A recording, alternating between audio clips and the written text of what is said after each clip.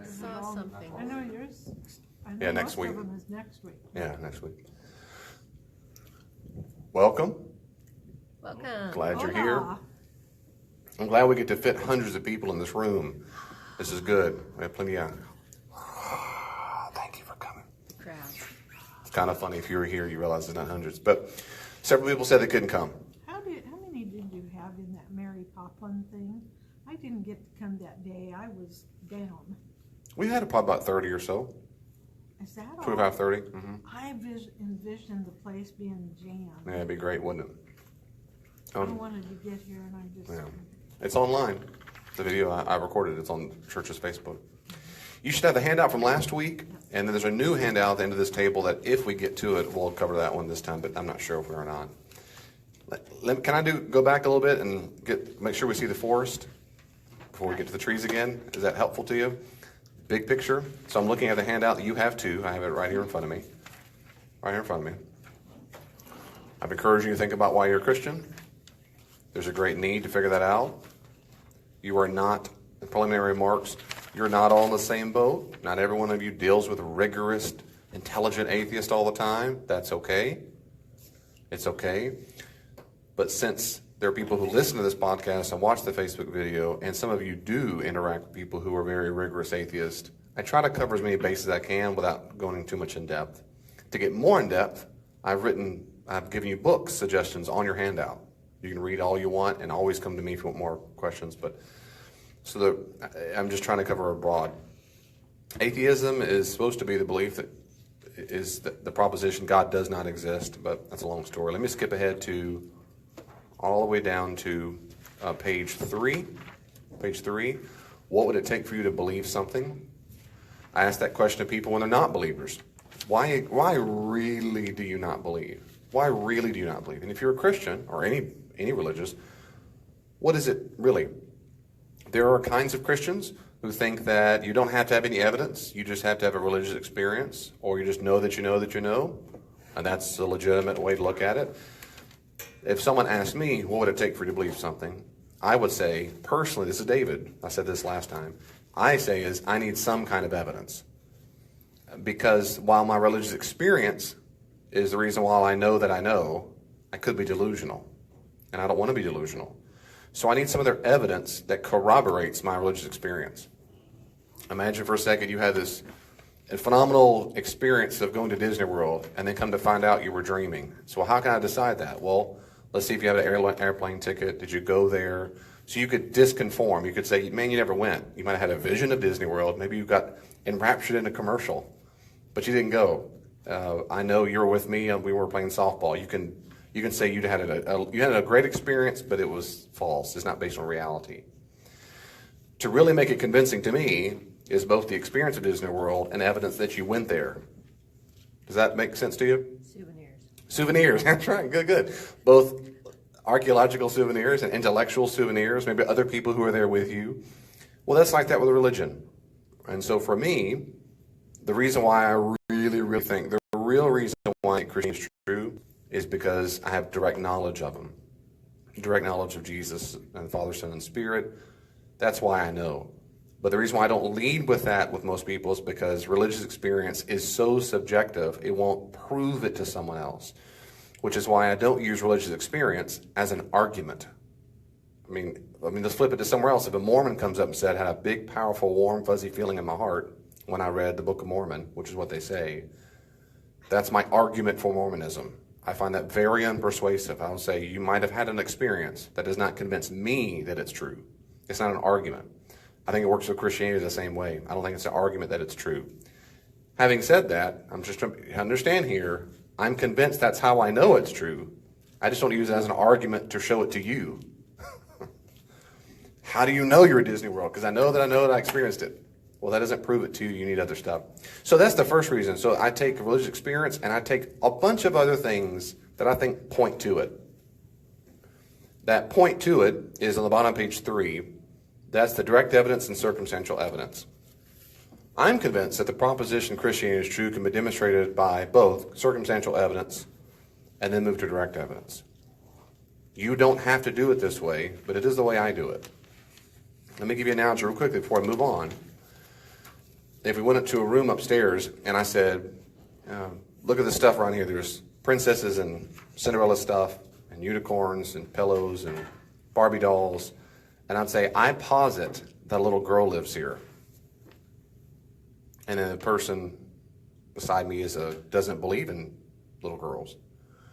So I know that little girl lives here. And they said, why do you say that? Well, where is she right now? I said, well, no, she's not in the room. Well, that's convenient. Well, it's not convenient at all. I wish she were here because she could introduce herself. Well, then where is she? Well, I mean, point out something. Where's her? She's got to be made of something in here. No, the little girl's not made of things in the room. She's not made of wood at the bed. She's not made of springs in the mattress. No, this. Well, then what makes you say she's alive? Well, two reasons.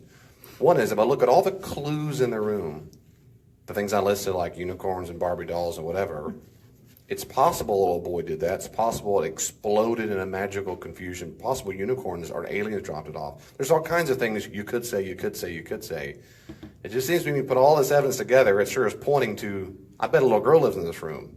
That's circumstantial evidence. Those are clues that point to something. The second reason I'd say, and I know the little girl lives here, is because I met her. Her name's Julia. Well, make her appear right now. I can't. She's not here. But why do you think she exists? Because I've experienced her. You following with me? Well, that's just normal analogy. Now, by default, immediately, the odds are very high. If you came into a stranger's house, and they said that to you, you'd probably all go, yeah, that makes sense to me. Yeah, this stuff, you put all the data together, it sure points to a girl. I haven't met her, but that does make a lot of sense. Maybe that guy who talks about his girl is delusional. Maybe he hears voices and sees, but maybe he fixed it himself. I mean, you can make up all kinds of alternative theories, but that's exactly how it is with Christianity with me. I think there's a bunch of clues. The clues don't prove it, but the clues sure do point. That's what circumstantial evidence is. And knowing my daughter directly is called direct evidence. Circumstantial evidence, the clues, direct evidence is one-on-one knowledge. Those two things, I think, go together in Christianity. I think, in my view, you need both. You need both. Now, does that make sense? I want to pause there because this is a quick review before I move on. Does that make... How can I explain that I was motivated to understand salvation at when I was about 18, whereas before I'd never even thought about it. It was an outside force causing me to want to understand it at that time. Okay. I think the Holy Spirit was calling me. Okay. And I didn't need any other evidence. Okay. Yep. That's how it feels. Fair enough. Okay, so to repeat that, what you're saying is when you were 18 years old, you had an experience, and I'm paraphrasing, you had an experience. You didn't have a bunch of evidence, you had experience. That's absolutely justified. Many people I meet have an experience before they know a bunch of clues. And they discover the clues later on. They go, all this time, now I see it. That's okay. Back to my analogy. If you met Julia before you saw her room, you'd be perfectly justified and say, yeah, I met her. Have you seen her room? Give me a bunch of circumstantial evidence. I don't need it. I already met her. Her name's Julia. We talk, have a relationship. Where is she right now? Well, I can't make her manifest her presence, but I met her. Unless you demonstrate I'm delusional, I have a reason, I have a warranted belief. Let's attack that belief and say maybe John was delusional. Let's figure out whether daughters ever can exist, if there was a girl of that name and where she lived at that address, and come to find out none of those things lined up.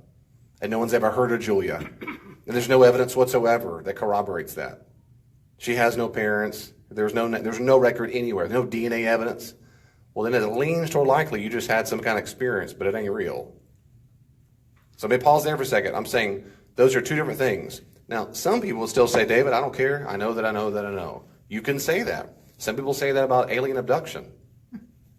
They say that about sighting Elvis. They say it about experience the Mormon God. And they can say that, and I think they can be justified in saying it. It's just that, personally, I wouldn't find it convincing. I need both.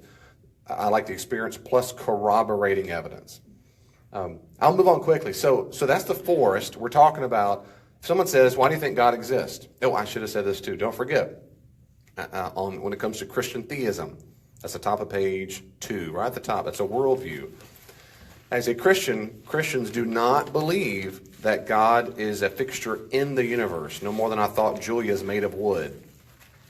So it means anytime you ever hear an atheist or non-believer put God or Yahweh, capital G, God, in the same sentence as Thor or Zeus or Amun-Ra, a bunch of foreign gods, Shakti, Vishnu, it means immediately they do not know what they're talking about, and with due respect. Yahweh or Allah or Christian Trinitarian God are not a fixture in the universe. You can't go to a certain galaxy and find them. God doesn't ride on the wind of the thunder like Thor did. They don't live on top of a mountain like Zeus did. God's not here in space-time continuum like that. The closest we get to something like that is Jesus. And guess what? We have evidence that Jesus existed and did things. We're going to go to that later on. So that's why in Christian theism we say, where's your evidence? I have circumstantial and direct evidence. Where is he right now? If you mean like, is he around the corner? No, he's not like that.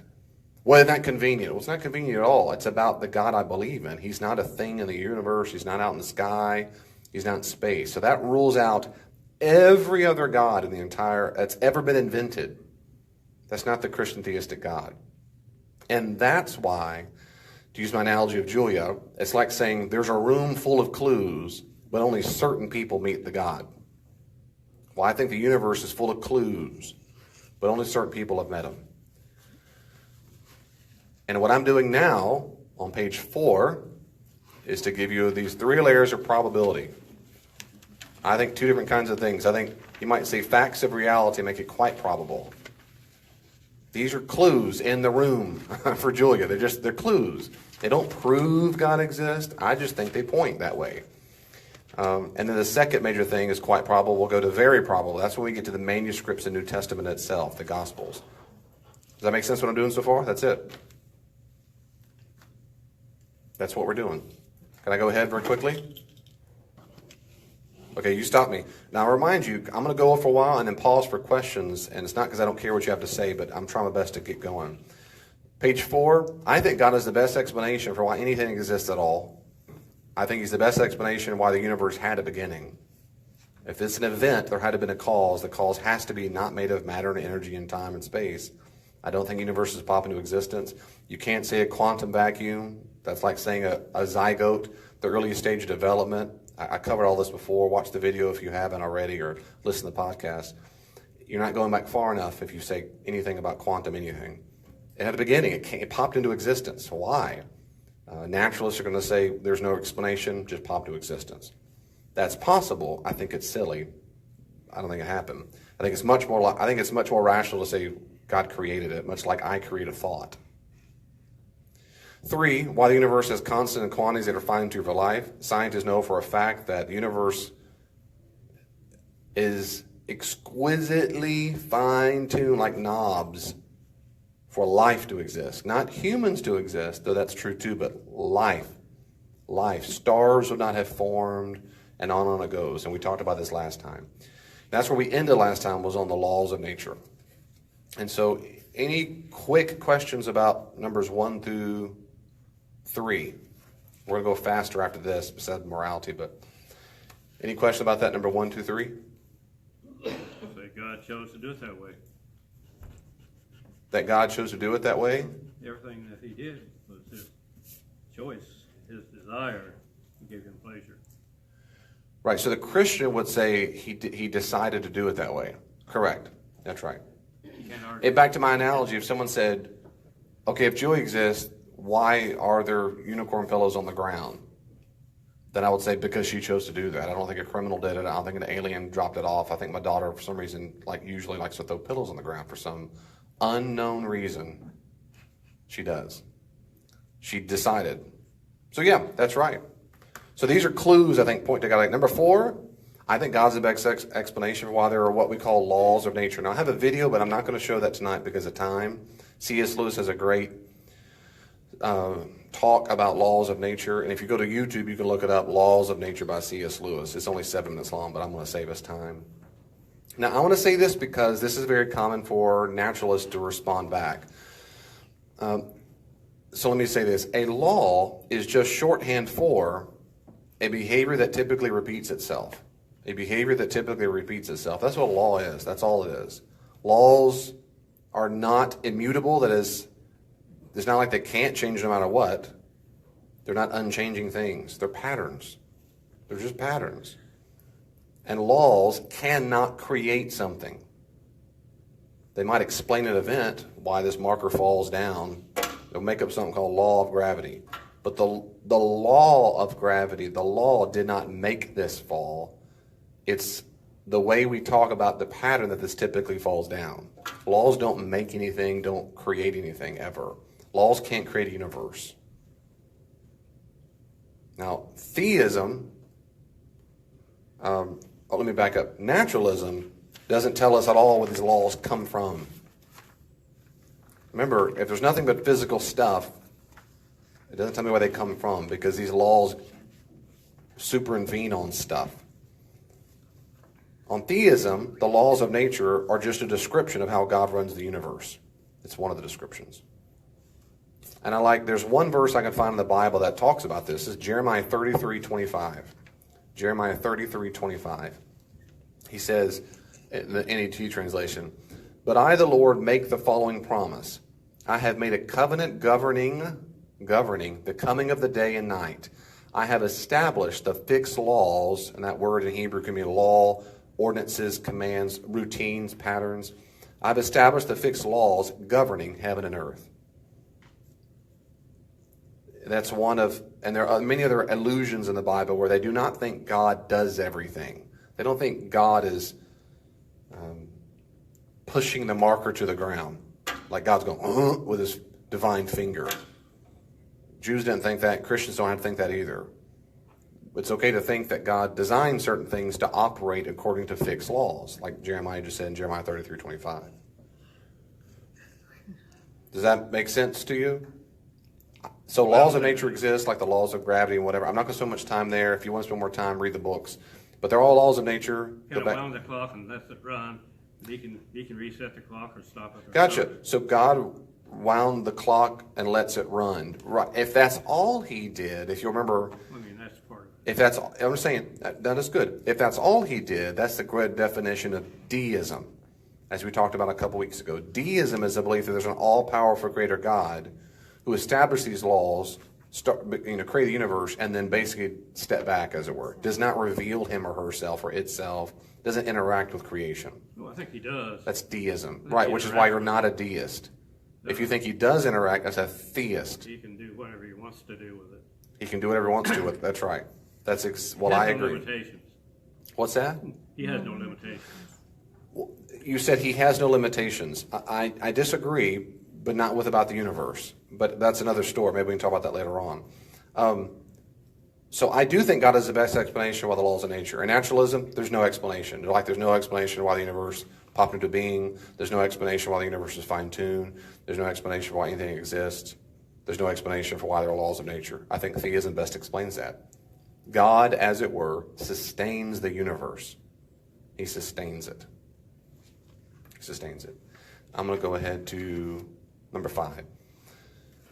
I think God is the best explanation for why the universe is rational. Now, this is a long topic, and I'm going to say this very briefly. There is debate on what exactly mathematics are, and whether mathematics really exist, if they're independent, and all that. My own view is that, in my reading, most people, and I'm one of them, think mathematics is a real thing. It's an abstract object, sets and numbers. They really are real. What's debated is, do they have an essence real on their own, almost like they're floating in this heavenly realm? Or are they a different kind of real? And I think they're a different kind of real. The typical Christian response has been what's called divine conceptualism. That is to say, mathematics come from the mind of God himself. So they're real, but they're real into the mind of God. God thinks that way. People who think they float out there by themselves are called Platonists, all the way back to Plato. And Platonism is getting a little more revived these days, but I think they're real. I also think that most mathematicians will say this is what I can tell in my research. They think that the more, and scientists do, the more we study, the more we do math, the more we do any kind of science, we keep discovering more of the universe. Pure mathematicians, and I'm not one of them, but I read some of them as little as I have to. That's not my strength. Usually they'll say things like, when I do math, he or she would say, when I'm doing pure mathematics and developing brand new ways how mathematics work, I'm not just making it up as I go along. They usually say words like, I've discovered a new theorem. I've discovered the way these numbers work. I've discovered this new formula. When the Pythagorean theorem was created for triangles, when the quadratic equation was a formula, well, all these things were done, they'll say it was discovered. Like they went, Eureka, they found a new rock. They found a new star. I found a new formula. It's a real thing that they seem to discover. That's how, not everyone, but most people treat it that way, and I think that's the way it should be treated. They've stepped into a cave and go, oh my goodness, this math was here all along, we just discovered it. No one thinks it's preference. Oh, you like chocolate ice cream, I like vanilla, I like 2 + 2 = horse. No one really acts that way. They act like it's not a useful fiction, but something real.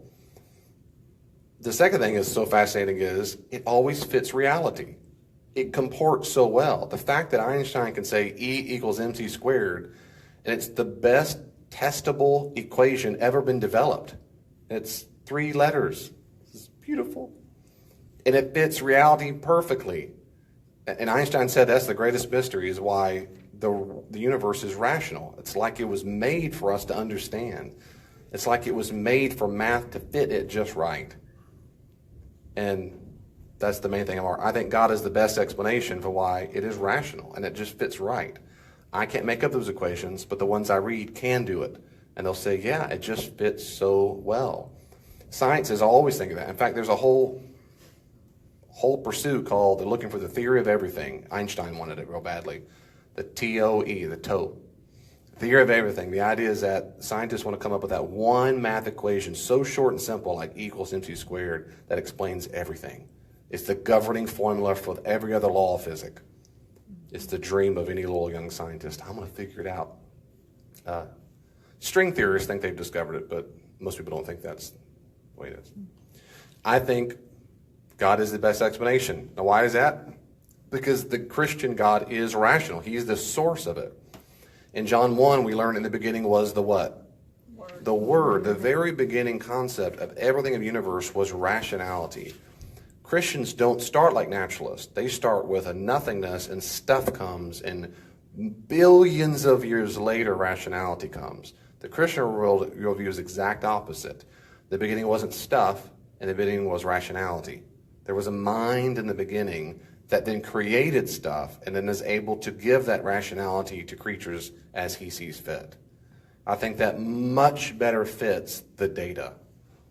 I think the reason why humans keep going, aha, I discovered this, and the universe is rational, and it fits just right, is because the universe is rational, because there's a rational creator who wants us to figure it out.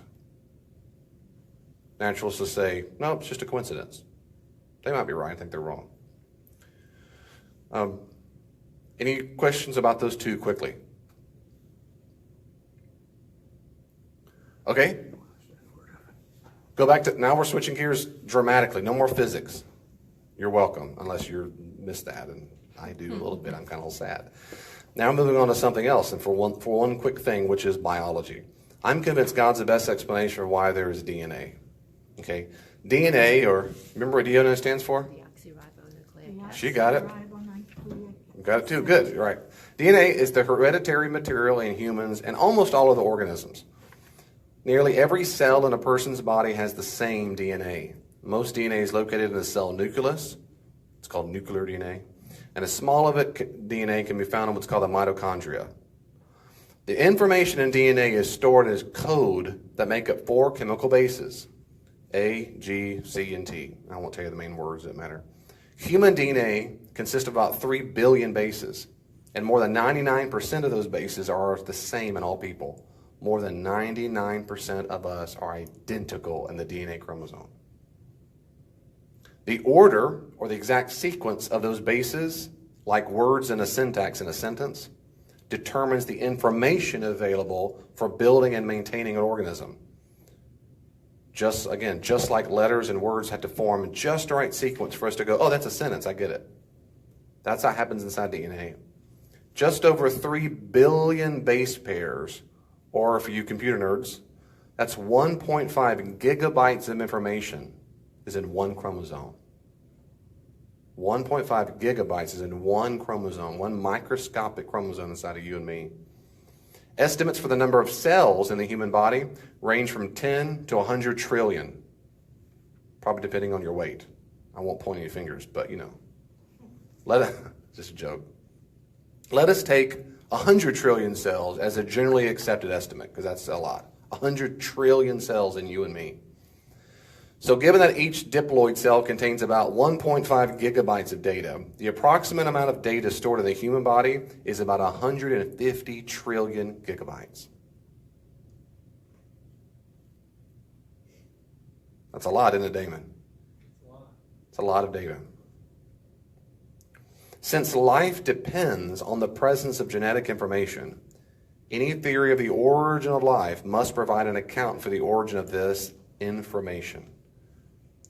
There's a researcher named Bernd Olaf Koppers, and he said it this way, quote, "The problem of the origin of life is clearly basically equivalent to the problem of the origin of biological information." There is nothing close to an explanation in biology for where information came from in the beginning. Moreover, and it's a different issue, moreover, the living conditions billions and billions of years ago that most think it where it started was overwhelmingly hostile because it wasn't the nitrogen oxygen base mixture like it is now. Back then, the chemicals were so radically different, it broke down any living tissue immediately. So there are two things going against it. One's much worse, which is where did information come from? Secondly, is the conditions on Earth to develop that. But I'm going to stick with information for a second. I have a short video. I have to go out of the screen for a little bit to show you. So here's a short video to see what I'm talking about.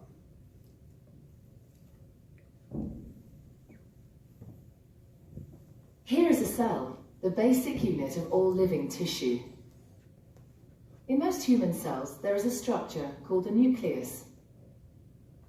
The nucleus contains the genome. In humans, the genome is split between 23 pairs of chromosomes. Each chromosome contains a long strand of DNA, tightly packaged around proteins called histones. Within the DNA are sections called genes. These genes contain the instructions for making proteins. When a gene is switched on, an enzyme called RNA polymerase attaches to the start of the gene. It moves along the DNA, making a strand of messenger RNA out of free bases in the nucleus. The DNA code determines the order in which the free bases are added to the messenger RNA. This process is called transcription. Before the messenger RNA can be used as a template for the production of proteins, it needs to be processed. This involves removing and adding sections of RNA. The messenger RNA then moves out of the nucleus into the cytoplasm.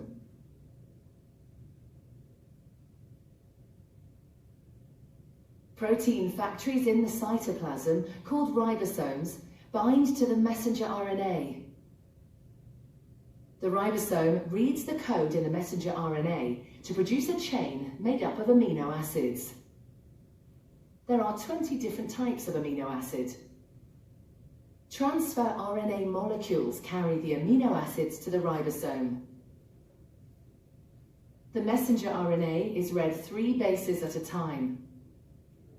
As each triplet is read, a transfer RNA delivers the corresponding amino acid. This is added to a growing chain of amino acids. Say the second. Once the last amino acid has been added, the chain folds into a complex 3D shape to form the protein. They have to be in order to shape just right, and they have to be in the same formed just right. You can't just throw them together. The amino acids have to be in the exact shape. Well, as much as you understood about that, the point is, of course, that it is instruction. When I go to build a swing set in the backyard and it comes with a big fat instruction manual, and it says, put this here, put this here, put this here, I have to look at those those instruction manual. If I put all the pieces right, out pops a swing set.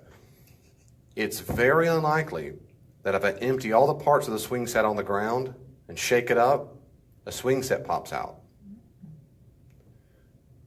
It's much more likely that would happen than the 3 billion base pairs of DNA just happen to get the right spot to form.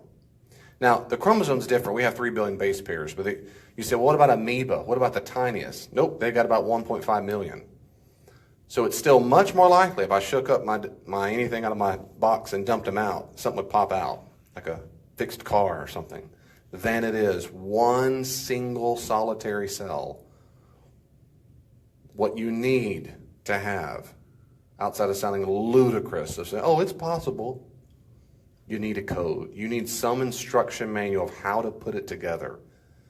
And what you just saw is one process, and it's not even all of it, it's part of it. They left out several little things here and there that are fascinating. This gets us to one protein. One. If that doesn't mean much to you, it takes hundreds of millions and millions and millions and millions to form your body, and even small little things. So this process is an instruction manual. Evolutionists debate if information can be added along the way in the process. I'm not as concerned about that as in the very beginning. And that's what's so strikingly, overwhelmingly improbable. And there are a lot of other improbable things about it, but that's the main thing that I'm talking about tonight on that. I think God is the best explanation of why there is information at all. If I came upon, you came upon my book over there that I wrote, and someone said, look at there. I wonder where that came from. He said, oh, it exploded in a book factory.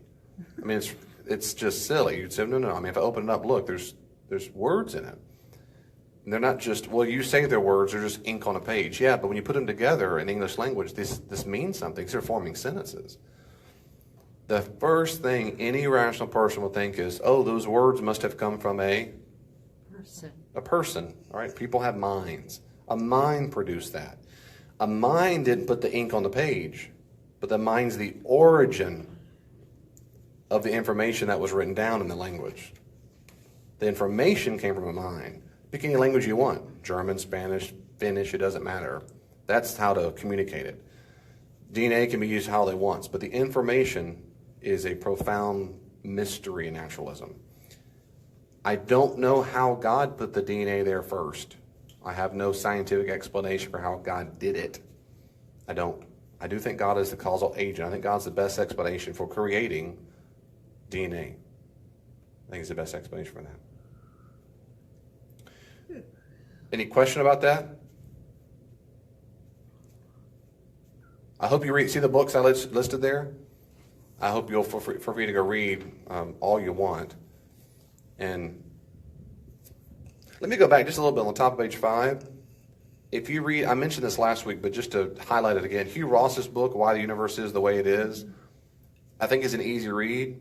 It's not fluffy. It's kind of dense, but it's fast-paced. It is astonishing how much the universe and our galaxy, our solar system is fine-tuned. It's just amazing. What was the name of it? It's right there on top of page 5. Yeah. Oh, all right. No, sorry. That's right. Why the Universe is the Way It Is. Now, Lewis's and Barnes' book, A Fortunate Universe, Life in the Falling Tune Cosmos, is also good. It is more technical. So it's not it's not that difficult, but it's much more technical than Ross's book. And then for a different view, Leonard Susskind's work is different.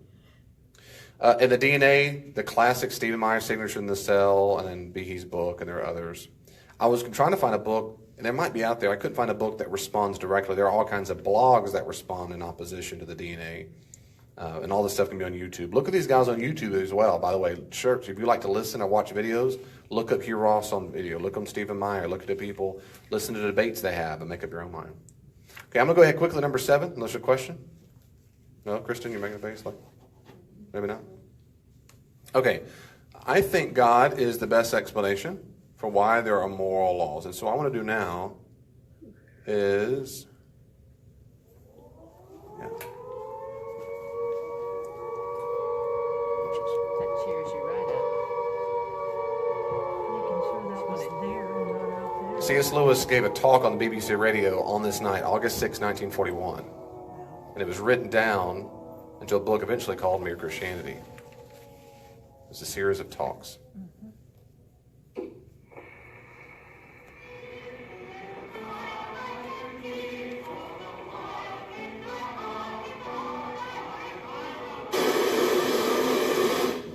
Men vi har visshet I vårt sinn. Landet skal bli fritt igjen. Tonight, the BBC presents the first in a series of talks called Right and Wrong, a clue to the meaning of the universe by C.S. Lewis. This talk is titled Common Decency. And now, Mr. Lewis. Good evening. Everyone has heard people quarreling. Sometimes it sounds funny and sometimes it sounds merely unpleasant. But however it sounds, I believe we can learn something very important from listening to the kinds of things they say. They say things like this: "How'd you like it if anyone did the same to you? That's my seat. I was there first. Leave him alone. He isn't doing you any harm. Why should you shove him first? Give me a bit of your orange. I gave you a bit of mine. Come on, you promised." People say things like that every day. Educated people as well as uneducated. And children as well as grown-ups. Now, what interests me about all these remarks is that the man who makes them is not merely saying that the other man's behavior doesn't happen to please him. He's appealing to some kind of standard of behavior which he expects the other man to know about. And the other man very seldom replies to hell with your standard. Nearly always he tries to make out that what he's been doing doesn't really go against the standard, or that if it does, there is some special excuse. He pretends there is some special reason in this particular case why the person who took the seat first shouldn't keep it, or that things were quite different when he was given the bit of orange, or that something has turned up which lets him off keeping his promise. It looks, in fact, very much as if both parties had in mind some kind of law or rule of fair play or decent behavior or morality, or whatever you like to call it, about which they really agreed. And they have. If they hadn't, they might, of course, fight like animals, but they couldn't quarrel in the human sense of the word. Quarreling means trying to show that the other man is in the wrong, and there would be no sense in trying to do that unless you and he had some sort of agreement as to what right and wrong are. Just as there'd be no sense in saying that a footballer had committed a foul unless there is some agreement about the rules of football. Now, this law or rule about right and wrong used to be called the law of nature. Nowadays, when we talk of the laws of nature, we usually mean things like gravitation or heredity or the laws of chemistry. But when the older thinkers called the law of right and wrong the law of nature, they really meant the law of human nature. The idea was that just as falling stones are governed by the law of gravitation and chemicals by chemical laws, so the creature called man also had his law, with this great difference, that the stone couldn't choose whether it obeyed the law of gravitation or not, but a man could choose either to obey the law of human nature or to disobey it. They called it law of nature because they thought that everyone knew it by nature and didn't need to be taught it.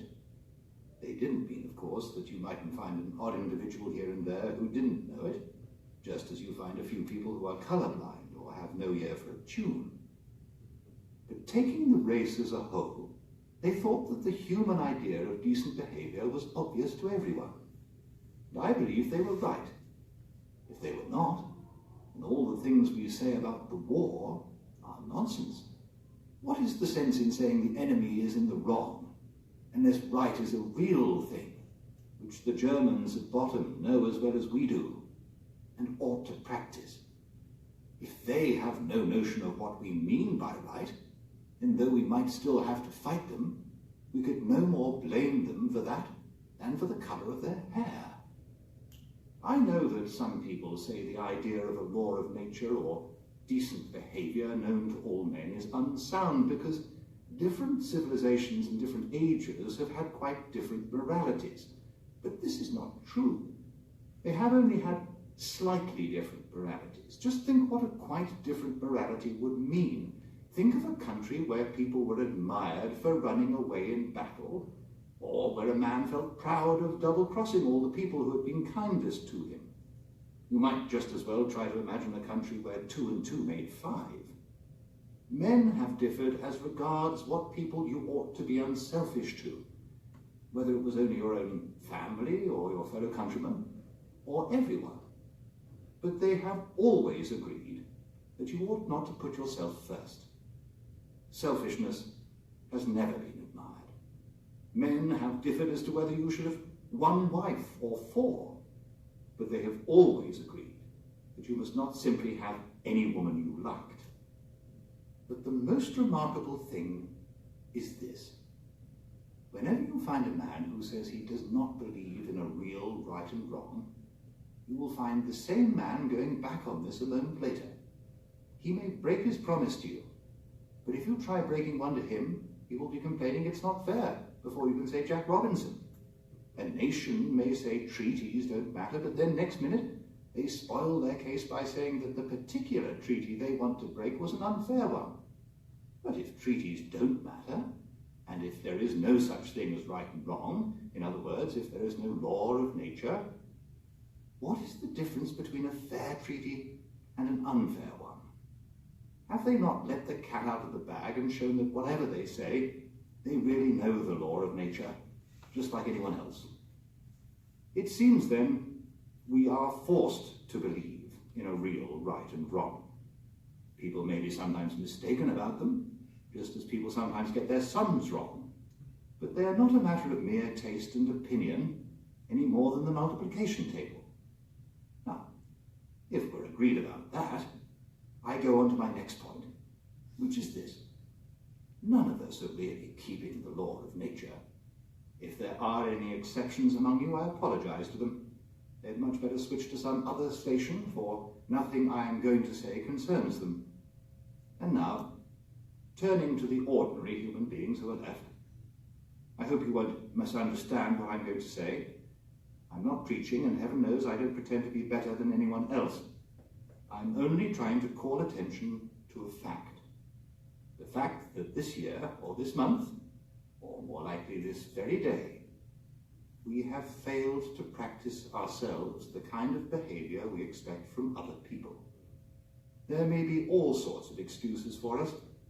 That time you were so unfair to the children was when you were very tired. That slightly shady business about the money, the one you've almost forgotten, came when you were very hard up.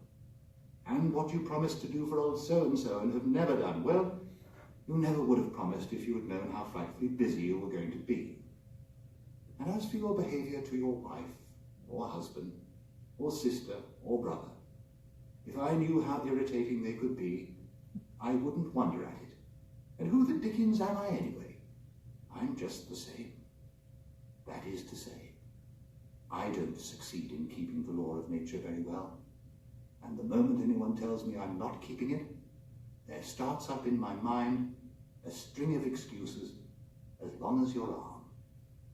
The question at the moment isn't whether they are good excuses.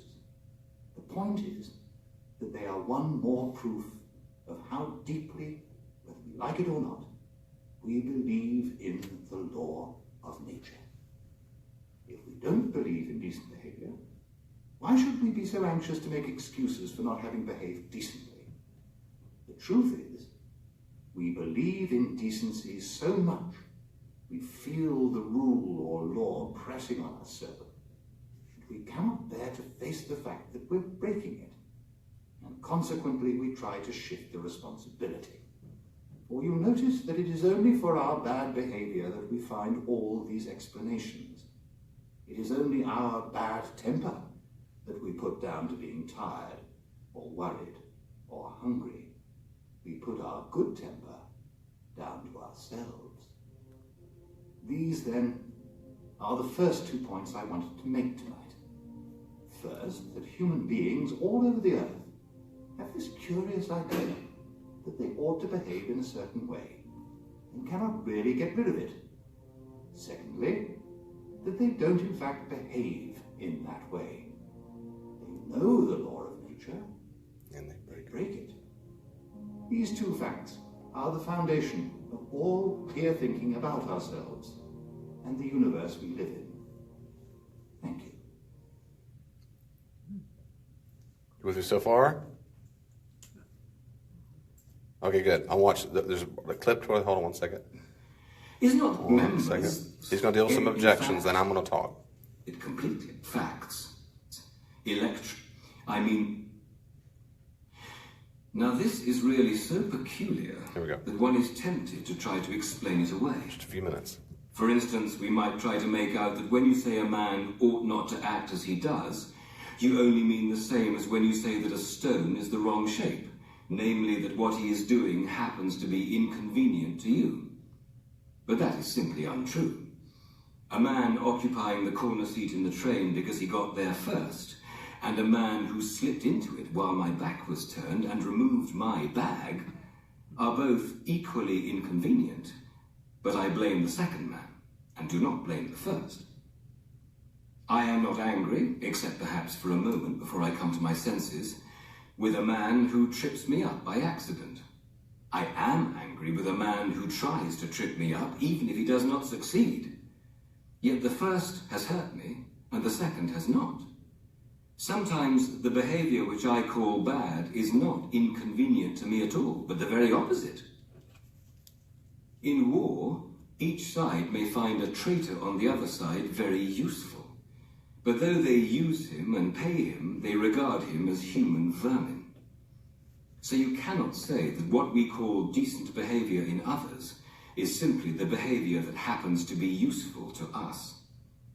And as for decent behavior in ourselves, I suppose it is pretty obvious that it does not mean the behavior that pays.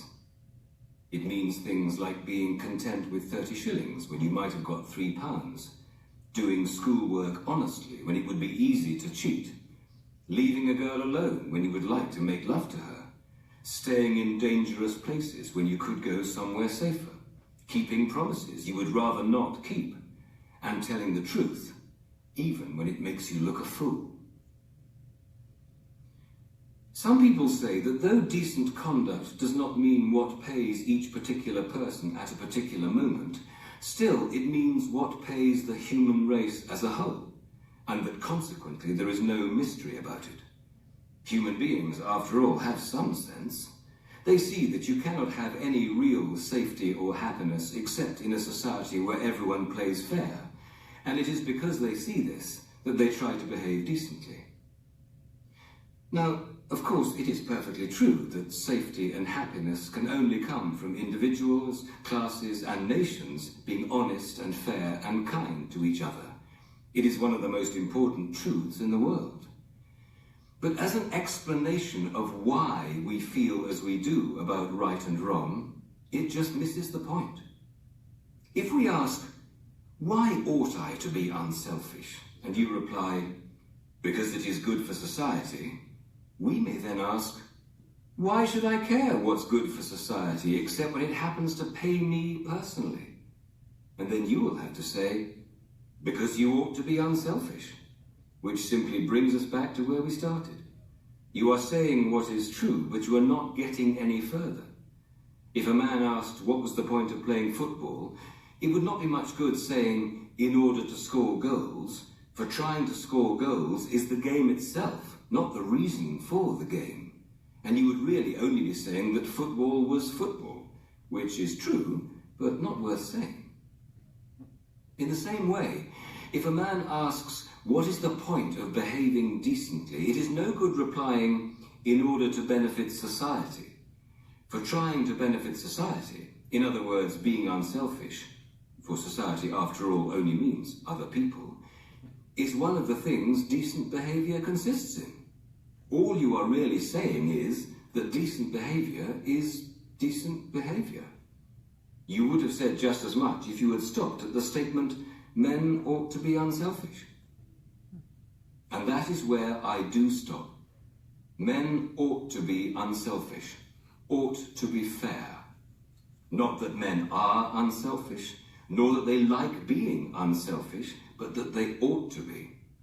The moral law, or law of human nature, is not simply a fact about human behavior in the same way as the law of gravitation is, or may be, simply a fact about how heavy objects behave. On the other hand, it is not a mere fancy, for we cannot get rid of the idea, and most of the things we say and think about men would be reduced to nonsense if we did. And it is not simply a statement about how we should like men to behave for our own convenience. For the behavior we call bad or unfair is not exactly the same as the behavior we find inconvenient, and may even be the opposite.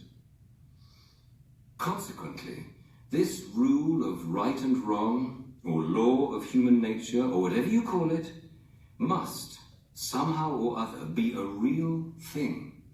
A thing that is really there, not made up by ourselves. And yet it is not a fact in the ordinary sense, in the same way as our actual behavior is a fact. It begins to look as if we shall have to admit that there is more than one kind of reality, that in this particular case there is something above and beyond the ordinary facts of men's behavior, and yet quite definitely real. A real law, which none of us made, but which we find pressing on us. Absolutely. Absolutely. So let me put this together, if I may. Repeat some of this and also do some things a little different direction. I believe God has the best explanation for why I say objective moral values, why there are objective moral values. Every human, besides those with serious disorders, and that's a really important point, there are people with two different kinds of disorders, one in particular, who don't seem to pick up, or it's really an antisocial behavior. We're not sure if they can't pick up the moral law, or if they just don't feel a sense of guilt, that they know they ought to do it, but if they break it, they don't care. And those are psychopaths, or psychopathy is this disorder, right? So psychopathy, and then the worst kind, depending on for morality, is sociopathy. Now, again, these are primarily antisocial, but if you have one of these disorders, this is really, really serious, you need a therapist, because this has to do with that. But besides people with a serious psychological disorder, Asians, Mexicans, Africans, Canadians, everybody besides people with disorders really do think that we ought to do the right thing. I think C.S. Lewis is exactly right. Everybody thinks it. I've been to many, many states, and I've been to several countries in my life, praise God, and I've never met a person who didn't assume this. It's bad wherever I go to steal. It's wrong wherever I go to button line. It's wrong everywhere I go to show disrespect. Across the board. And that is called what we call the moral law. And I did a whole class on morality. It was several weeks long, and I hope you have this all on Facebook, and I have a podcast for it, I have handouts for it. But to say very briefly, was it 4 weeks, 6 weeks course on that, to say in just a few minutes, moral values are universal. And if we listed on the board, and we could, all kinds of things that any society is going to uphold, like it's a good moral value to be fair or just, to be kind, and on and on. I could list all kinds of loyal, all down the list. These are moral values. To demonstrate honor to a person or respect a person. What cultures change on, sometimes certain cultures don't have all the values other cultures have. Sometimes they don't have the same values other cultures have. So let's say, for example, in the USA, we might make a list, I'm just being hypothetical, we make a list of 10 different moral values. I go to a different country, a different culture, they might have 9 of them. The 10th one's missing is not a bad thing, it's not the same as moral value. But in general, the values across the board are going to be very similar. What most people get confused is not the moral values, which are across the board are so profoundly universal. And that's why I use the word objective, meaning they seem to be above us, like mathematics. I can talk to an Indian, an African, a Mexican, and go 2 + 2 equals, they're going to say 4. Usually if they know anything about mathematics. It's a quote-unquote above us. It's not literally above us all, right? It's beyond us. It's transcendent. Morality is very similar. So that's what most people get confused as they think about it. They think these are all radically different on culture. All cultures have different morality. No, they don't. What most people get confused for moral values really is social etiquette. Etiquette is what is different. Etiquette is typically the way we express these moral values, the way we express them. And I've used this analogy several times. It still works, I think. If I go into most Asian cultures and I want to demonstrate honor or respect, what am I going to do? If I'm Japanese, I'm going to bow. I'm demonstrating what moral value? I'm showing honor and respect. If I'm an American, what do? I shake hands. If you're from the South, you shake hands how? Firmly. You look them in the eye. Our etiquette's different, but we're all trying to express our moral values. What most people do is look at etiquette and say, see, it's a free-for-all, wildly different moral values. No, they're not. And if you get past the etiquette nonsense, you go, oh, if I'm British, I kiss on each cheek. Or if I'm Australian, I'm still showing honor and respect to show maybe an act of kindness. And we add love on here. Another moral value, of course, is the preservation of human life. Now, the moral law, let's think of it this way. C.S. Lewis calls them instincts. I like the word moral value better. If we make a list of all these moral values and see them like keys on a keyboard, these are all the moral values. And at any given moment, which moral value do I play? Which one do I pick to act on? That's called what? For your morality study? That's called, okay, maybe I don't remember. That's called the duty. Moral duty is which moral value I choose in the moment. The moral law tells us which one to pick. Like sheet music tells us which note to push. So for example, if I'm up here down the road and I see a car on fire on the side of Mass Street, I'll feel different moral values or different instincts. One moral value is to preserve my own human life. So that instinct is run, it's hot. I'm like, what if it blows up all of a sudden? I'll feel another instinct that says, you better go help. You try to help preserve someone else's human life. I might try to be kind and loving and so forth. So I have different values that are, all right. There are different moral values that I have inside of me, and I'm trying to figure out which one I should employ in this second. The moral law tells me which one. Now, in that scenario, which one would I probably choose? So someone would bring this up, which one I'd probably choose? What would I feel the most compelled to do? And the most guilt if I did not do it? Save the person. And C.S. Lewis makes this point in another one in his book. We typically choose the moral value that puts us the most at risk. Now, why do we do that? Because it feels like the right thing to do. The moral law almost always tells us to do that's sacrificial. It can't be because moral values come from our need to survive and help culture and society if we die. So that's what the moral law is, that seemingly outside impulse that tells us we ought to do the right thing. So, once again, all humans, besides those with serious psychological disorders, apprehend or grasp or apprehends the moral law. We have this intuitive compulsion to do the right thing. It is an ought. An ought.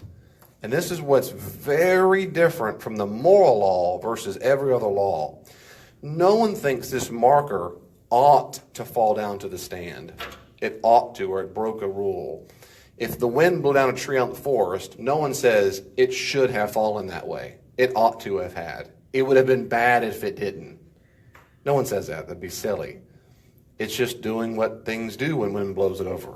It's just act like nature. No one says that when a male lion kills a deer, man, that lion just murdered that deer. It needs to go to jail. It should be punished for breaking the moral. No one says that.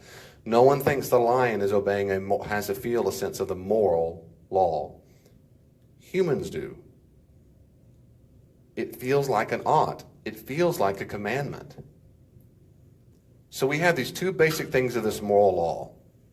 It is universal, objective, beyond us, transcendent. All humans appeal to it, besides the serious psychological orders ones. Secondly, it feels like a commandment. And we don't experience anything else in existence that's like that. Now think of it, let that sink in for a second if it hasn't already. Just let that sink in for a little bit.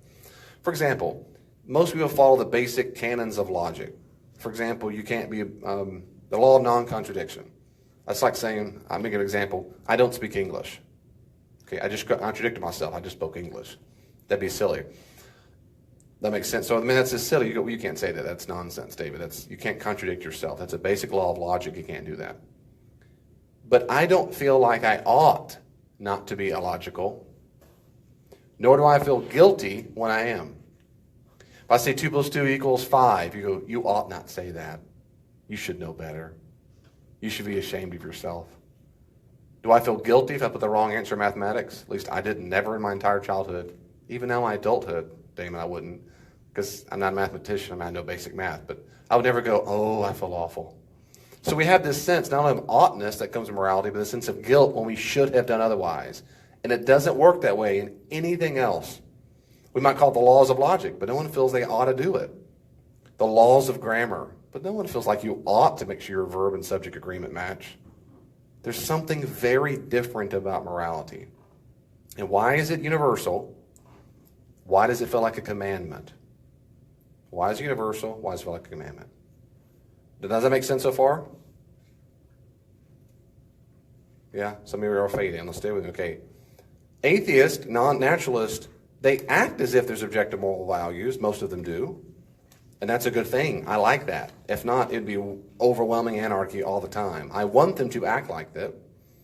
And secondly, as a theist, I go, of course you act like that. Of course you feel the moral law because you're human. The question is, who has the best explanation for why a universal experience of humans is that we ought to do the right thing? Where does it come from? That's what we're looking for. Not, do we feel it? Yes. Why do we feel it? And I'm going to go on there for a second, but go ahead. Do you have a question? No, I was going to say God. Okay, God, good. As a Christian theist, I think God is the best and, quite frankly, the only explanation. Naturalist, for many, many, many years, well, all kinds of non-Christians, they're back to Aristotle. There have been many, many attempts, many ethical theories that attempt to explain where they come from and why we feel that. So it's not that Christians are the only people to think about it. There are tons of different theories. That's not the issue, is whether or not you find the theories convincing. You might. Go read them. There's all kinds of different moral theories out there. I personally do not find them convincing at all.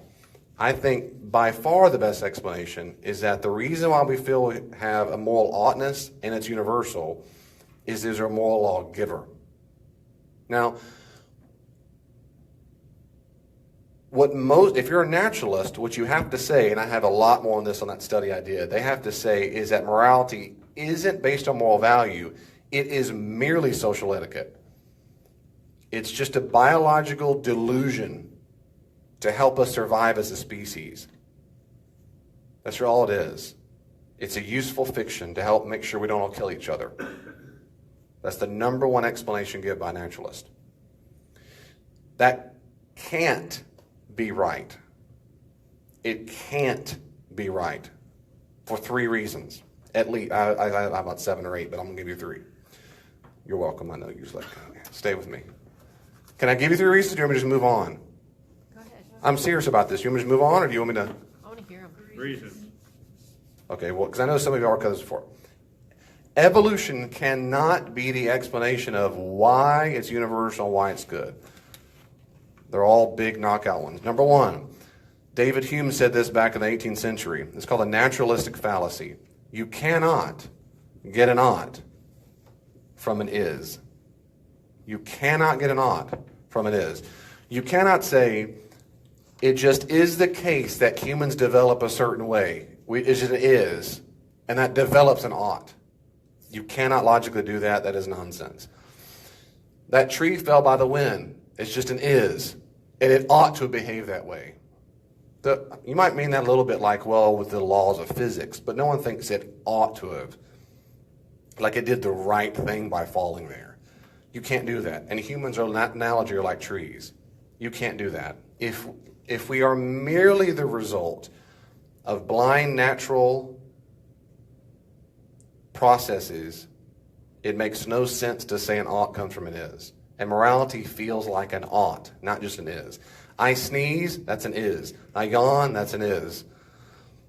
I'm hungry, that's an is. I don't ought to sneeze. I don't ought to yawn.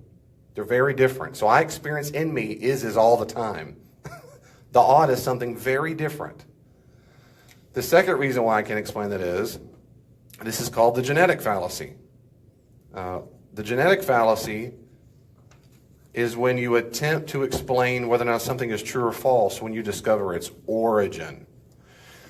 KU is the number 1 team in the conference. Number 1. Of course you think that because you're from Lawrence.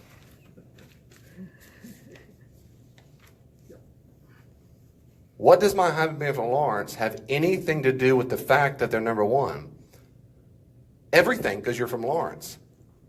That's the genetic fallacy. If I can discover where you got the belief from, it means the belief is false. Does that track? That's nonsense. They're number 1 based on the records. Not that's right, but the records of the team. I could be from Alaska and go, KU is number 1 in the conference. Well, they're going to say then, of course that, you're white. I mean, what does that have to do with anything? Your parents told you that. So what?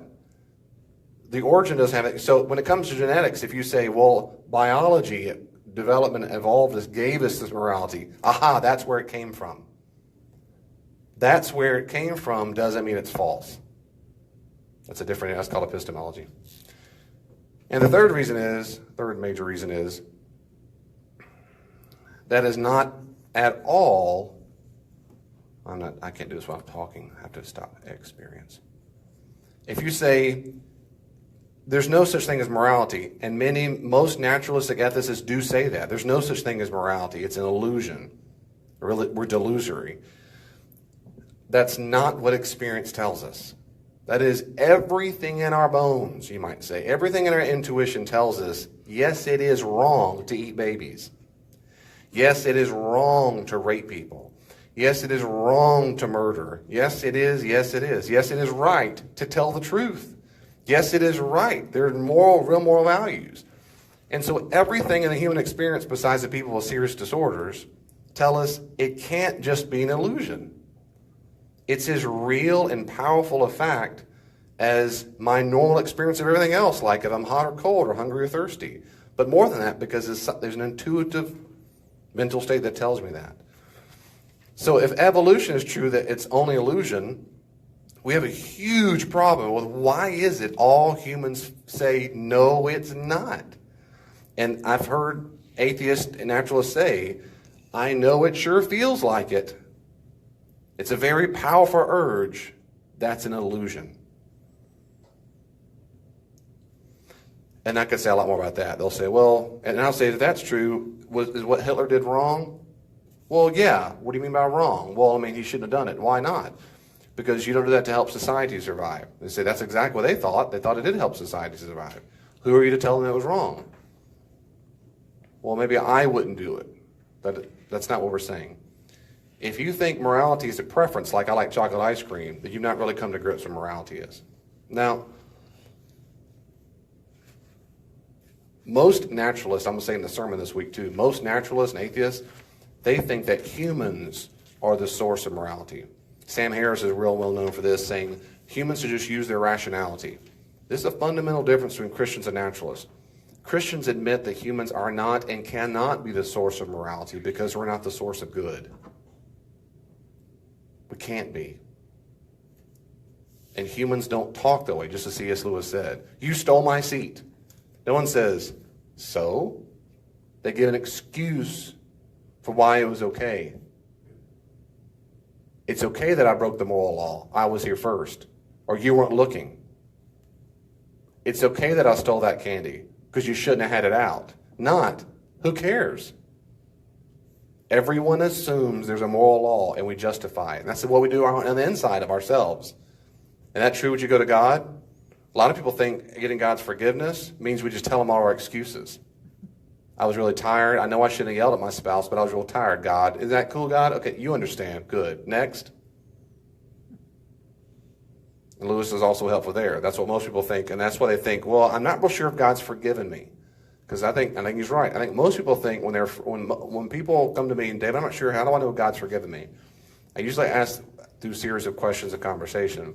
I'll get them to try to figure out whether or not they think that they've really asked God's forgiveness or if they've asked God to accept their excuses. They're very different things. Is God okay with the fact that I was tired and still yelled at him? Is God okay with the fact that I was really hungry and that's why I stole? I've given him excuses for years and years and years. I'm not real sure if he's accepted my excuses. I would say, you're right. He hasn't. Forgiveness doesn't mean God goes, oh, okay, that makes sense. That's not what forgiveness is. Okay. So, any questions about that? No. Makes good sense. You haven't lost me completely yet. That's good. Not yet, ever. Okay, well, I'm going to lose you now. Let me say real quickly. Because of time. I do want to cover this, though, very quickly. I'm sorry if I lose you on this. Every single atheist or nationalist you ever meet who's thought this through, they will always mention at least one, well, they're going to say two things. We got it from evolution. That's nonsense. Secondly, they're going to say Euthyphro dilemma. Plato's Euthyphro dilemma. They're going to say that. You may never talk to an atheist, you may never hear this, but if you do, you're going to hear this, you're going to hear it on YouTube, read your books. Can I say something very briefly about that? Because they'll say, you can't say God is the source of morality. Oh, let me say a quick word about that. Well, David, do you think, if you're asking me, David, do you think God is commanding everybody all the time to go save that person in the car? Like he's ushering out commandments all the time, individual commandments? I don't think so. I believe in what's called the divine command theory, as I just explained. I think God is the best explanation. God's character is the source of moral values. He's the source of them. Like he's the standard of the 12-inch ruler. He's the standard of the weight of a kilogram. He is the standard. Moral values, whatever it means to be kind, loving, whatever, comes from his very character. It flows out like the water flows out of a fountain. He is it. I don't think every time we feel like we ought to push that note or that note, do that instinct, that value, it's God commanding it. Maybe it is. My own view, does not be your view. My own view is that we are a soul with our body, and our soul has the capacity, like a radio frequency, to pick in on the moral law frequency. There's a radio station, and we have it. It's called the moral law. So it's that whatever. We can pick up on that all the time. It's not perfect, especially when you're not a Christian. Because we would say your spirit, as it were, is defunct. There's a disease. You can't fully pick up on it, but you can pick up on it. Everybody can pick up on that frequency. 98.3. You have to have your antenna up. You have your antenna up. And my view is that everyone's soul has the antenna up. But they're not all equally in tune. They're not all equal the same. I think people have serious psychological disorders. But in general, I think everybody has that in tune. And so I think when we feel like we ought to do X, Y, Z, it is part of it. Now, a little footnote, if I may. There are people, I'm not one of them, who would say this argument, number 7, what God was the best explanation for objective moral values, fits into the direct evidence category, not circumstantial. What I mean is, C.S. Lewis and many, I'm one of them in this regard, I believe that this sense of moral oughtness is a kind of direct evidence of God himself, much like religious experience is. So when I first did this years ago, I thought about putting this one over on the very end of the whole study, which we haven't gotten to yet. Have like religious experience and moral law. I think something in us, our gut, so that's to say, if I talk to an atheist, they go, I don't think God exists. I'll say, you've experienced him. What are you talking about? You ever felt like you ought to do the right thing? Well, yeah, that's God. There's something inside of us. And Lewis makes the argument, if there's one conceivable way God could make himself present all the time, it couldn't be in nature. Because we would just study that and say, that's wood, that's molecules, whatever. The only place God could ever make himself directly known by everybody is inside of you. Each human being has that ability to pick up on the moral law. I think it's a big, fat, huge finger pointing to God that the best explanation is God, the sense of oughtness. Okay. In a Euthyphro dilemma, can I say this real quickly? Stay with me if you can. We're almost done. You're doing a good job. In Plato's Euthyphro dilemma, which is this last second, you see the second, what's on your handout there? I think I just put Euthyphro. Oh, I didn't put that at all. In this dialogue, Euthyphro, and Plato's Euthyphro, he tries to explain to Socrates that piety is what the gods love. Socrates asked Euthyphro whether the gods love the pious because they're good, or whether the pious are good because the gods love them. I know you fully understood that. Let me rephrase that. That's what he said, though, in the English translation. That is something a moral good because God wills it, or does God will it because it's good? Is something a moral good because God wills it, or does God will it because it's good? Who gives a rip? Why is this some rejoinder to Christianity? Here's why. If it's the first, it's a moral good because God wills it. It makes morality seem arbitrary because God could will something different all the time. He could tell me it's good to murder babies and tell you it's good to save babies. If he just wills out little things here and there, little commandments, it could be arbitrary. You say, I had to do it. God told me to. And that's the argument seems arbitrary. The argument, and I think that's powerful because that's not how we experience morality. It's consistent. It doesn't seem arbitrary. It seems like the right thing to do. So if it's good because God wills it, it makes morality seem arbitrary. If it's the second one, God does it because it's good, that seems to be the case. That means good is above and beyond God. Which means it can't be God. God can't be the sense of morality. So that means it doesn't answer the question, where does morality come from? And it doesn't match the typical theistic definition of God. So that's what this dilemma is. If you say either option, you seem stuck. It's either arbitrary or there's a moral law above God. Well, if that's the case, then God can't be the source of morality. Well, this is only a dilemma if you accept one particular view of something called volunteerism. Volunteerism. To save time, I'm not going to go through all the options. But in my own view is that, as I said just a second ago, I'll say it one more time. God's very character is where we get values. Values.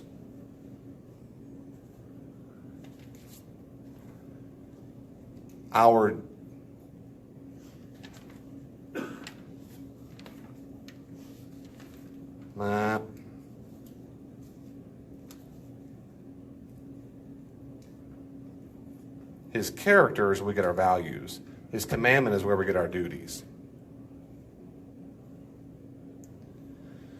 So our values are not arbitrary, and they're not above God.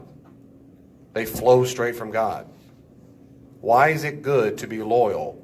Because we pick up on that radio signal, it seems to me, that's God's very character.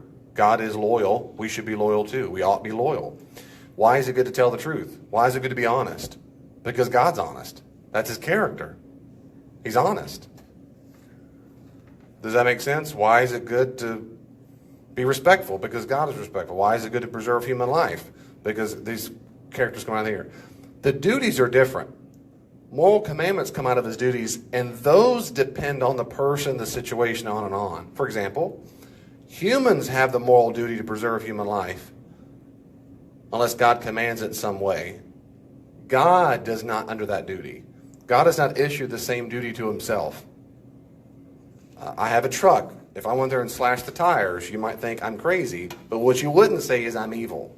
It's my truck. I'll do what I want to in my truck. I don't have the moral duty to take care of my truck or not damage it. You have the moral duty not to damage my truck. It's not your truck. You're under the moral duty to respect my stuff because it's my property. I'm not under the same moral duty. Does that make sense? Kinda? No? I have the moral duty to raise my children. They're my children. You don't have the moral duty to raise my children. I do. You're not guilty if you don't go to my house tonight and make sure they get fed. But I'm guilty as a parent if I make sure they don't have some food. That's my moral duty. So moral duties are all the time different depending on all kinds of situations. God is not under the moral duty to make sure we live the same way. We have different moral duties than God does. To God, we are all his truck. He's under no moral obligation to make sure I'm nice and shiny and clean forever and live a nice, fat, healthy life. He's under no obligation. There's no moral duty he's violating. So I see moral duties as rooted in God's commandments. His moral values rooted in his nature. There's no dilemma. There's no dilemma. This is called essentialism, but there's no dilemma at all. So what are moral values come from? God. Well, David, could those moral values have been different? What if God really liked betraying? Then it would be good to betray, right? The answer is no, because God's moral character, God's essence, it can't be different. It is logically impossible to have a God who does like lying, whose moral value it is to eat babies. If you don't understand that, it's like, I wish David weren't from Mississippi. Well, he is. You don't get to have me in a way I'm not. I wish David weren't 6'3" or 4. Well, sorry. It just is what it is. I'm from there. That's my past. I'm this, my height. You can't pick and choose the things. What if David were different? No, it wouldn't be David anymore. David, by essence, that's what it means. Now, that's not the exact analogy. These are contingent, but God's that way. We don't get a different God. The God that is morally perfect, good, and that's it. So does God have duties? Well, yes and no. When God issues a duty to himself, like, I'll protect you, Israel, he's giving a moral duty to himself. And he's got to hold his promise. But God does not have the moral duties that humans have. And in my experience, every single naturalist or atheist who complains about God, every single one of them assumes God has the exact same moral duties that we do. That's a false belief, a false assumption. If your God were so good, he would do X. My response always is, why? Why do you think God has that moral duty? Well, because we have to. There's your fault. That's your problem. There's your problem. And I want to show this quick video. This is real quick. And you may not care, but I thought this was really, really interesting. And then we're about wrapped up. Hopefully we'll keep going.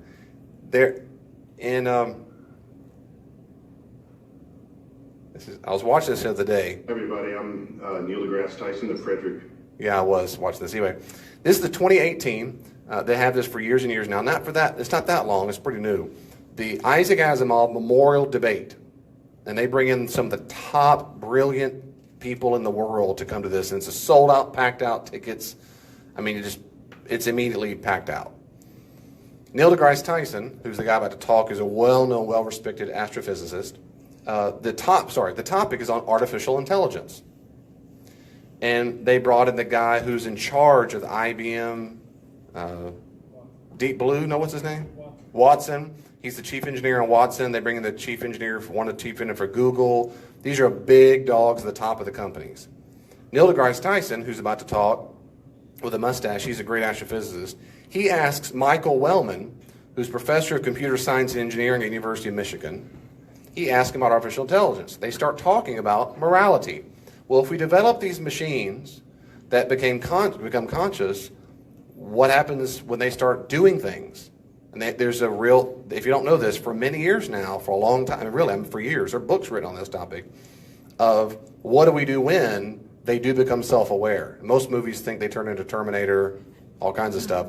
But they were working on now, how do I program machines to help make sure they don't go crazy and kill all the humans? If you're not, artificial intelligence, you know what that is, right? So we're developing computers. The idea is they become self-aware, conscious. Well, the moral issue is a big deal. And I was watching this debate, listened to it, I don't know, I think it was a couple weeks ago. I was so excited. As a nerd, I was at the gym. And I got Elaine, she was on the treadmill. I said, "Isn't great?" She said, "Uh-huh." Sweat pouring off her face. "Sounds good, honey, whatever." Yeah, just pray for her. And so he asked the question, he asked the question right here. This is Dr. Michael Wellman. He asked him about morality. He's going to give the analogy example. There's an ethical example where he says, talk about the trolley example. And this is basically when you had to choose between saving a life or not pulling a thing, pulling a lever, and it kills people. It's a common moral dilemma. Do you save one person or do you not pull the trigger? You'll save a baby or a person, but you know it's going to kill these other people. That's a moral dilemma.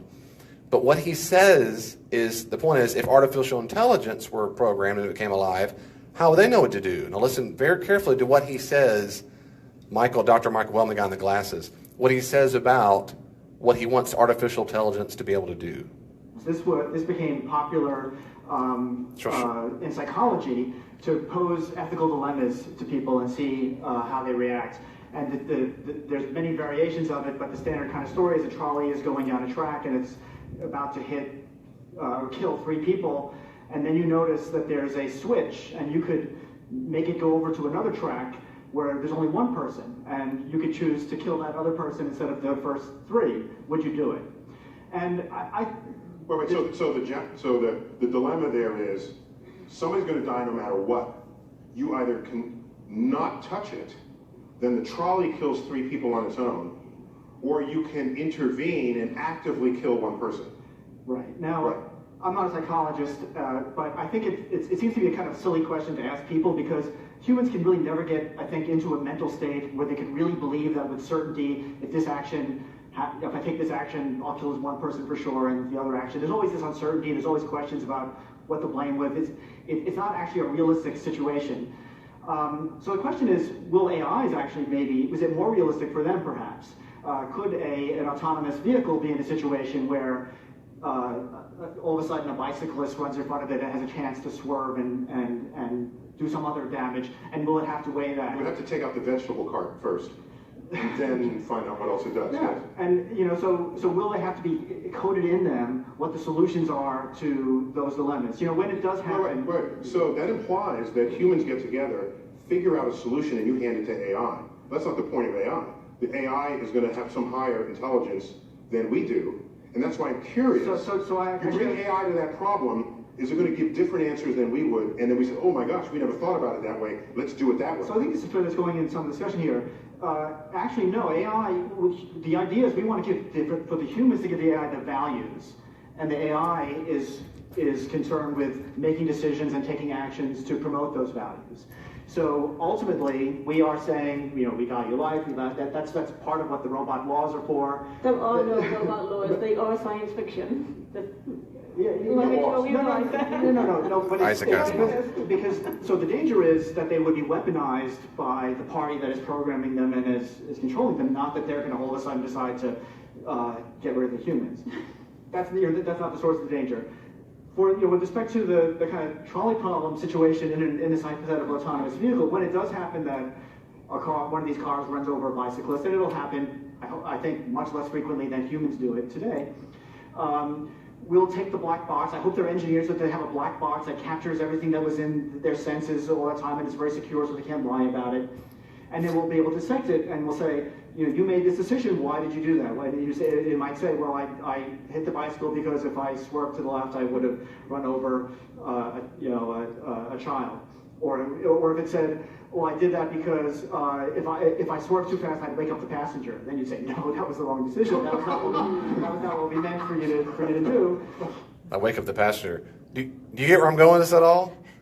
These are some of the brightest minds in the world trying to figure out how to design consciousness. They go, how do we do that? Because we know there's such a thing as morality. How do we do it such that, A, it's genuinely free to make a free choice, but B, obeys the moral law?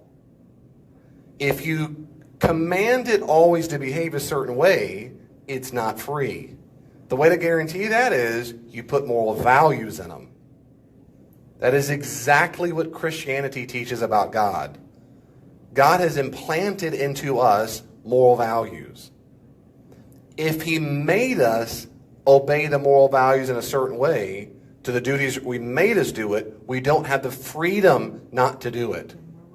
I wish you'd have gone the next step further and said, I wish you'd have said what I just said.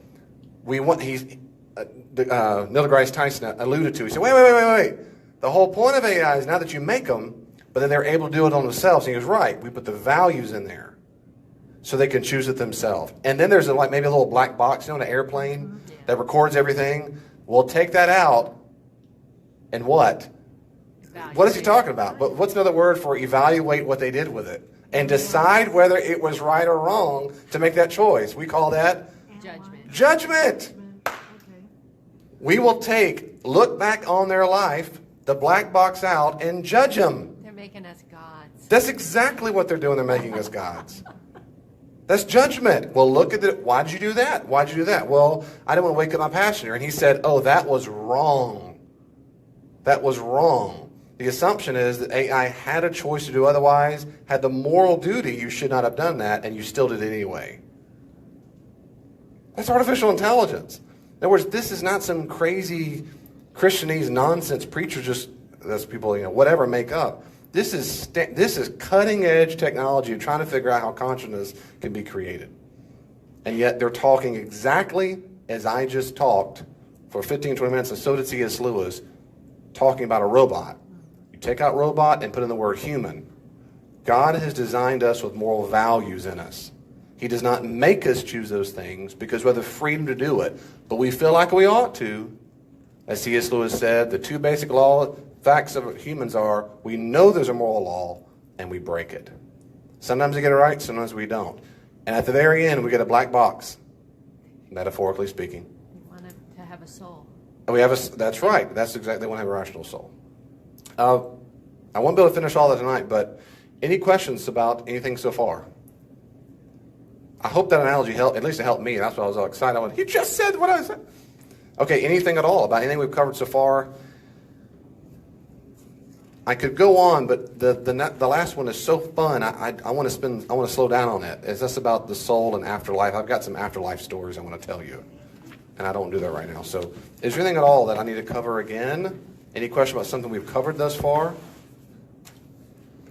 No, you probably got to go take care of your duties after us. Anything at all? I think you ended it on a bang with the video. What's that? I said I think you ended it on a bang. Ended up on the bang. Oh, good. Thank you. Good. Well, then we'll stop there. Next week, we will go fairly quickly. We're going to finish up 8, 9, and 10 of those facts. I wanted this whole intro to take about 2 weeks, and we just finished 3 weeks. So we've really got to pick up those, and then we'll go right into the next handout, which is the end of the table there, or you already have it. That starts, I think on your handout it says page, 7 or something like that? And that's, we'll say the ground. Next week, this coming Wednesday, I shall not be here. This Wednesday. We can be here if we want to. You can be here if you want to. I just want to be here. Vanna's going to lead the class. Not me. I won't be here, and I won't be doing the class distance either. I will be, this time Wednesday, hopefully I'll probably be at Magnolia or something in Waco or close to it or something, headed to Houston. So I won't be here next Wednesday. So I love you, but I won't be here. I'll be here the Sunday, but not Wednesday. And then the next one will pick back up, and we'll hit the ground running. If I were you, and if you have the time, it'd be worth your time to re-listen to the 3 videos we've covered so far. If you want to refresh yourself, those are on the church's Facebook page and also on my podcast. I've got to edit last week and this week and be ready to go. Nothing else? Let's pray. Well, thank you, Lord Jesus, so much, and Father and Spirit, for loving us and giving us moral values that we get to pick up on, and your loving care to help us do the right thing. And we thank you so much. There are a lot of clues that point to you, it seems to me. And I like that because it reveals more of your character, that you're overwhelmingly intelligent and powerful and good and loving, and that you are worth exploring. A knowledge of you is worth everything. We thank you for these clues that point in such the same direction. We thank you that you're not unknowable and so obscure we just have no clue about you. Instead we're surrounded by stuff and keep discovering more things that sure point to you. We thank you for that. Help us grasp what we can and be able to articulate to other people the faith and the hope that is in us, if it is in us, in a way that is kind, informed, and loving and true. In Jesus' name we pray. Amen. Amen. Amen.